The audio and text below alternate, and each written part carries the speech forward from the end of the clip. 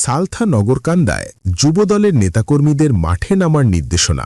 যুবদলের প্রত্যেকটা নেতাকর্মী শুধু মিছিল মিটিং করে ভোট হবে না, আমাদের প্রত্যেকটা ভোটারের বাড়ি বাড়ি যাইতে হবে।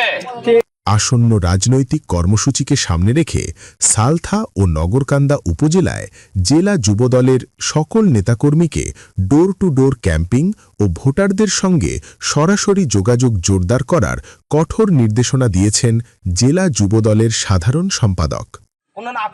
মিথ্যা কথা না, তাহলে কে মোবাইদুর রহমানের মেয়ে ইনশাল্লাহ সারা বাংলাদেশে এবং বহির্বিশ্ব সামাওয়াইকে চিনে না এইরকম লোকের সংখ্যা খুব কম যারা রাজনৈতিক সচেতন। আজকে আপনি টেকনাফ থেকে তেলতলিয়া, রূপসা থেকে পাথরিয়া, যেই জায়গায় যান সেই জায়গায় যায়। সম্প্রতি অনুষ্ঠিত এক সাংগঠনিক সভায় জেলা যুবদলের সাধারণ সম্পাদক জাহাঙ্গীর ভাই নেতাকর্মীদের উদ্দেশ্যে বলেন, দলের সাংগঠনিক শক্তি বাড়াতে এবং তৃণমূল পর্যায়ে জনগণের কাছে দলের বার্তা পৌঁছে দিতে প্রতিটি নেতাকর্মীকে ঐক্যবদ্ধভাবে মাঠে কাজ করতে হবে। তিনি আরও বলেন, ভোটারদের সঙ্গে ঘরে ঘরে গিয়ে যোগাযোগ স্থাপনই আগামী দিনের রাজনৈতিক সফলতার মূল চাবিকাঠি।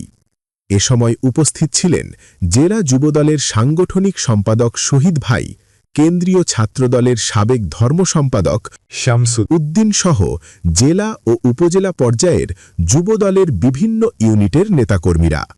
সভায় নেতারা বলেন, দলের ভারপ্রাপ্ত চেয়ারম্যানের নির্দেশনা বাস্তবায়নে যুবদলকে অগ্রণী ভূমিকা পালন করতে হবে এবং গণমানুষের অধিকার আদায়ে সব সময় প্রস্তুত থাকতে হবে।